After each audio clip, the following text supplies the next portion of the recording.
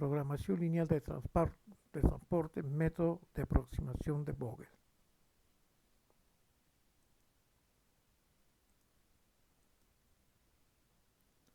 El método de transporte es un problema de optimización de redes donde debe de dominarse cómo hacer llegar los productos desde los puntos de existencia hasta los puntos de demanda, minimizando los costos de envío. Es decir, se va a trasladar de las diferentes fábricas o centros de origen a los diferentes destinos que vendrían a ser los mercados o los centros de consumo. Existe un teorema fundamental que nos ayuda a entender por qué los problemas de transporte constituyen una herramienta de optimización, y es que todo problema de transporte debe tener una solución, ya sea en condiciones necesarias y suficientes, en que la oferta total debe ser igual a la demanda total, como se puede observar. La suma total de la oferta debe ser igual a la suma total de la demanda. Sin embargo, existen casos en que la oferta total es mayor o superior a la demanda total, como lo están viendo aquí.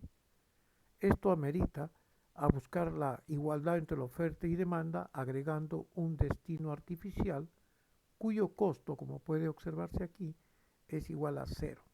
Es decir, hay que generar otra columna que nos ayude a encontrar la igualdad entre la oferta total y la demanda total. El otro caso es cuando la demanda es mayor que la oferta. Si la demanda es superior que la oferta, entonces para poder encontrar la igualdad entre la demanda y la oferta, es necesario agregar un origen artificial, como se puede observar, cuyos costos que se encuentran en la última fila deben ser iguales a cero. Esto va a permitir al mismo tiempo saber cuál es la diferencia que existe entre la oferta y demanda y poder de alguna manera establecer cierta igualdad o paridad. El método que vamos a estudiar se llama método de aproximación de Vogel. Se llama aproximación de Vogel porque es uno de los métodos más, digamos, de mayor eficiencia en cuanto se refiere a los resultados parciales que nos ofrece este modelo, buscando encontrar la solución óptima.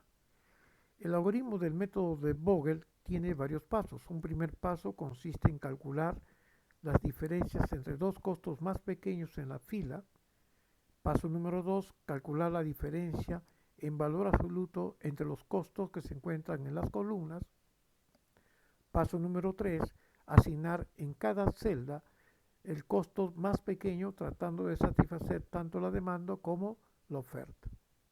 Paso número 4, regresar al paso 1 hasta que las columnas y las filas queden saturadas.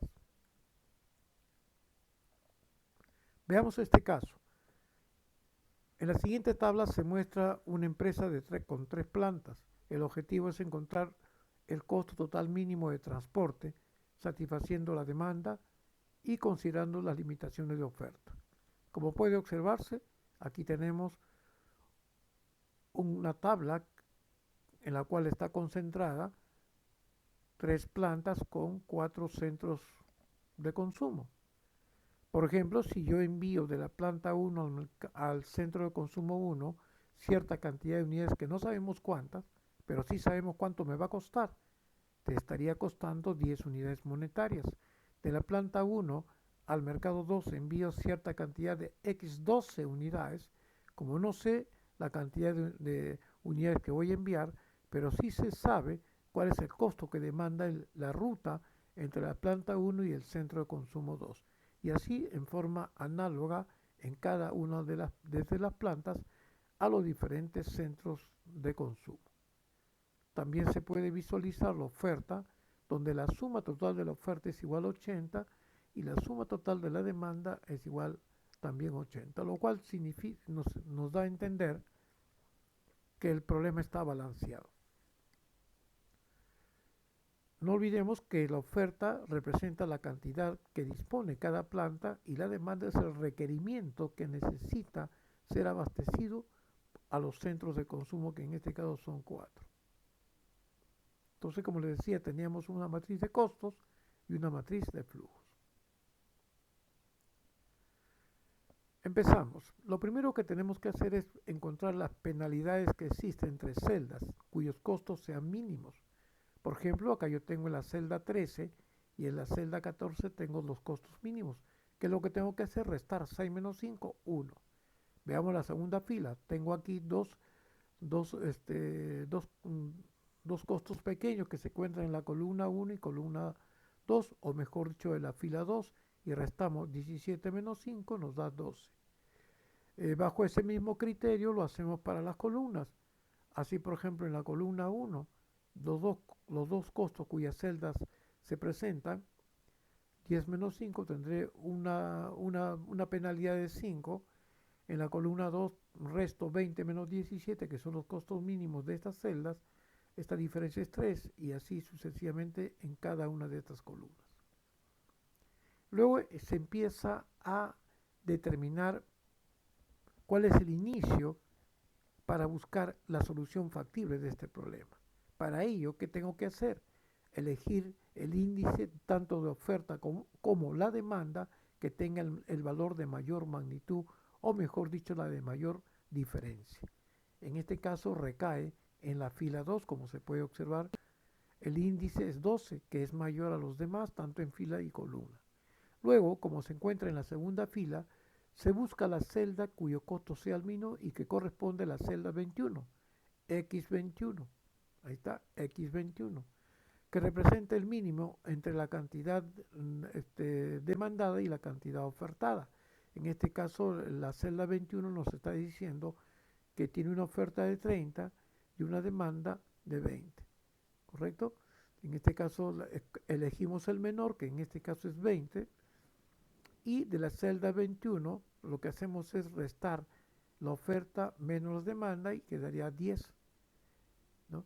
En este caso se observa que la planta 2 al centro de consumo 1 se envían 20 unidades, quedando satisfecha el centro de consumo 1 y procediéndose a eliminar la celda, como lo pueden ustedes ver en este momento. Al eliminarse la celda ya desaparece la columna 1 y solamente me quedaría la columna 2, 3 y 4 y 3 filas. Seguimos con el mismo proceso. Restamos la celda con costos mínimos. 6 menos 5, 1, 17 menos 22, 5, 10 menos 5, 5 por el lado de las filas, y por el lado de la columna también hago lo mismo. 20, 17, 3, 6 a 5, 1 y 10 a 5, 5. De todos estos elijo el mayor. Obviamente de todos estos va a depender muchísimo el índice. Como pueden ustedes observar, existe una triple empate. 5, 5, 2 en filas y 1 en columna. Entonces uno puede elegir arbitrariamente cualquiera de ellas. En este caso yo he elegido la de la tercera fila y busco la celda cuyo costo es el mínimo, que recae aquí en la celda 33. Entonces digo celda 33, que es el mínimo entre la oferta 3 y demanda 3. La oferta 3 es 20 y la demanda 3 es 15. Elijo el menor, 15. Luego resto la oferta menos demanda, 20 menos 15, me quedan 5. Como se muestra en el cuadro de flujos, ha quedado saturado el centro de consumo 3 y se elimina la columna, en este caso la columna 3. Al eliminar la columna 3, fíjense que ya solamente me quedan la columna 2 y 4 y 3 filas. Procedo con el mismo criterio, resto las celdas de menores costos tanto en fila como columna y obtengo estas diferencias o indicadores. Luego de estos dos indicadores, como puede observarse, existe empate. Puedo elegir cualesquiera de ellas, tanto en la fila 1 como en la tercera fila. En este caso he querido elegir la celda, en este caso la tercera fila, y sobre la base de esto puedo elegir la celda. Finalmente elijo la celda 34, que es el mínimo entre 5 y 25, ¿no? Ahí está, entre 5 y 25, que corresponde en todo caso la oferta 5 y demanda 25. Elijo el menor y es 5. Luego resto 25 menos 5 y quedan 20. Le asignamos al cuadro de flujo las 5 unidades, quedando por abastecer 20 unidades y se elimina la fila 3. ¿Por qué? Porque ya quedó satisfecho. Y se puede notar que la planta 3, las 5 unidades al centro de consumo 4, ha permitido obviamente eliminar la fila 3. Al eliminar la fila 3 ya solamente cuento con 2 columnas y 2 filas. Procedo con el mismo criterio, restando la celda con menores costos posibles y encontramos diferencias tanto en fila como en columna. A simple vista podemos observar que la columna 4 tiene el de mayor índice, por tanto elegimos la celda 14, donde se encuentra una oferta de 30 y una demanda 20. Elijo el menor, que es 20, y hallo la diferencia, ¿no?, entre 30 menos 20 y me queda un saldo de 10. Al quedar saturado el centro 4 se elimina la columna 4, como lo puedes observar, y solamente queda una sola columna.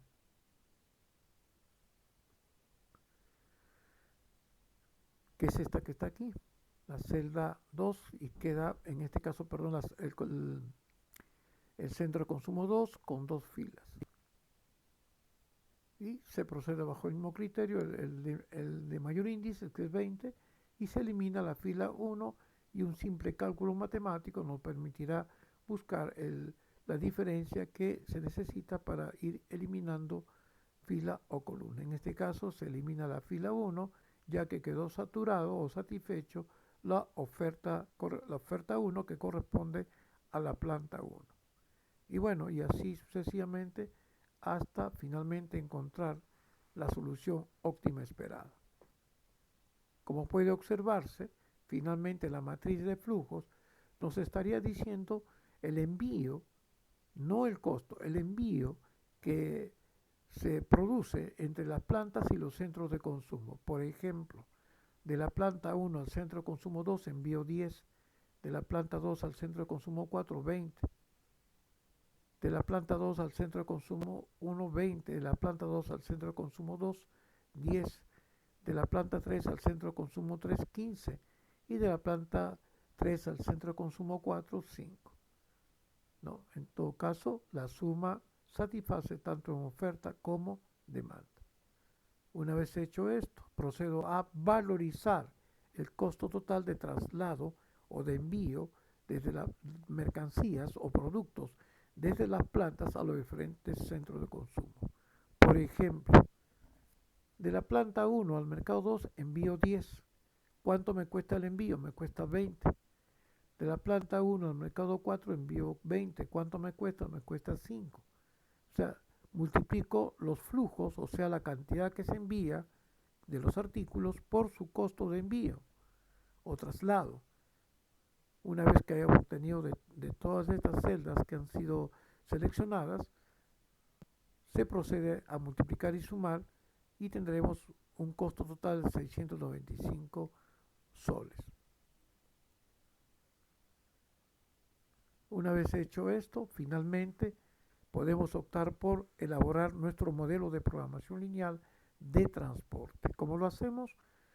Como el objetivo principal de todo plan de transporte es minimizar costos, entonces la función objetivo debe estar asociada a ello, minimizar la función objetivo, que no es nada menos que la sumatoria de todos los costos con sus variables de decisión asociadas. Por ejemplo, 10x11, ¿no? De la planta 1 al mercado 1 tendremos x11.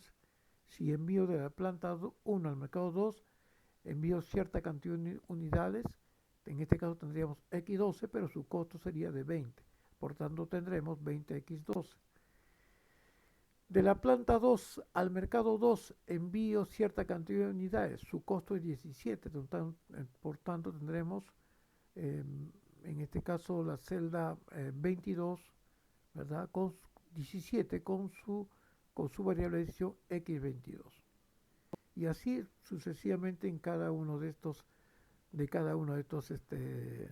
asociaciones que existen entre las plantas y los centros de consumo. Finalmente, de la planta 3 al mercado 4 envío cierta cantidad de unidades que son X34, pero su costo por cada envío es de 10 unidades monetarias. Como lo puedes ver aquí, 10X34. Seguidamente, esta función objetivo debe estar sujeto a ciertas restricciones lineales. En este caso tendremos X11, X12, X13, X14, que vendría a ser, en este caso, todos los componentes que forman parte de la oferta y que se traduce como parte de la fila 1. La fila 2 tendríamos X21, X22, X23, X24, y que es igual a la cantidad disponible, que en este caso es 30. Y de la misma forma, la planta 3, que tendríamos envío de X31, 32, 33 y 34, que debe ser igual a la cantidad disponible de mercancías, que son 20.